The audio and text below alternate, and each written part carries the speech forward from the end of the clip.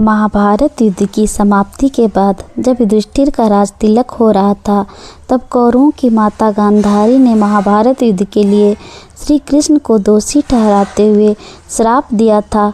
जिस प्रकार कौरवों के वंश का नाश हुआ है, ठीक उसी प्रकार यदुवंश का भी नाश होगा। गांधारी के श्राप से विनाश काल आने के कारण श्री कृष्ण द्वारका लौटकर यदुवंशियों को लेकर प्रभास क्षेत्र में आ गए थे। यदुवंशी अपने साथ अन्न भंडार भी ले आए थे।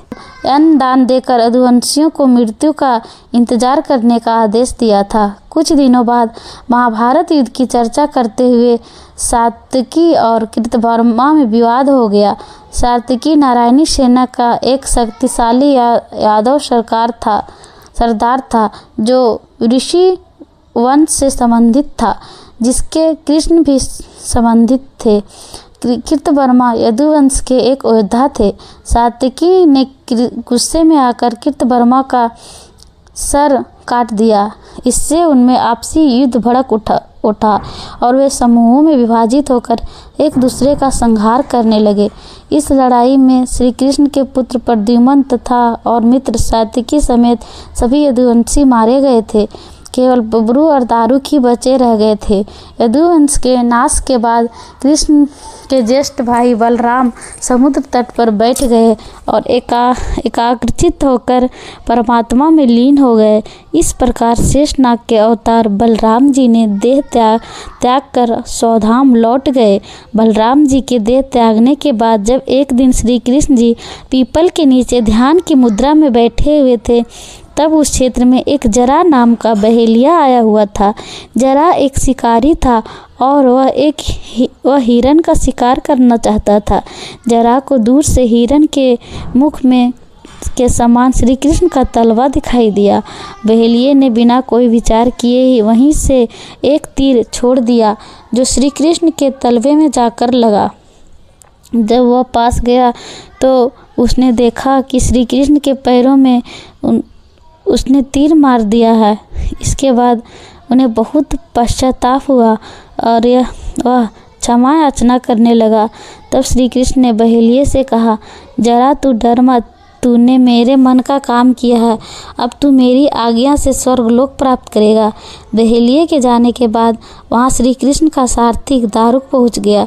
दारुक को देखकर श्री कृष्ण ने कहा कि वह द्वारिका जाकर सभी को यह बताए कि पूरा यदुवंश नष्ट हो चुका है और बलराम के साथ कृष्ण भी स्वधाम लौट चुके हैं। अतः सभी लोग द्वारका छोड़ दो, क्योंकि यह नगरी अब जलमग्न होने वाली है। मेरी माता पिता और सभी प्रियजन इंद्रप्रस्थ को चले जाएं। यह संदेश देकर दारुक वहां से चला गया। इसके बाद उस क्षेत्र में सभी देवता और स्वर्ग की अप्सराएं, अक्ष, किन्नर, गंधर्व आदि आए और उन्होंने श्री कृष्ण की आराधना की। आराधना के बाद श्री कृष्ण ने अपने नेत्र बंद कर लिए और वे सशरीर अपने धाम को लौट गए। श्रीमद् भागवत के अनुसार जब श्री कृष्ण और बलराम के स्वधाम गमन की सूचना इनके प्रियजनों तक पहुंची, तो उन्होंने भी इस दुख से प्राण त्याग दिए। देवकी, रोहिणी, वसुदेव, बलराम जी की पत्नियां, श्री कृष्ण की पटरानियां आदि सभी ने शरीर त्याग दिए। इसके बाद अर्जुन ने यदुवंश के निर्मित पिंडदान और श्राद्ध आदि का संस्कार किए। इन संस्कारों के बाद यदुवंश के बचे हुए लोग को लेकर अर्जुन इंद्रप्रस्थ लौट आए। इसके बाद श्री कृष्ण के निवास स्थान को छोड़कर शेष द्वारिका समुद्र में डूब गई। श्री कृष्ण के स्वधाम लौटने की सूचना पाकर सभी पांडवों ने भी हिमालय की ओर यात्रा प्रारंभ कर दी थी। इसी यात्रा में एक एक करके पांडव भी शरीर का त्याग करते गए। अंत में युधिष्ठिर सशरीर स्वर्ग में पहुँचे थे। संत लोग यह भी कहते हैं कि प्रभु त्रेता में राम के रूप में अवतार लेकर बाली को छुपकर तीर मारा था।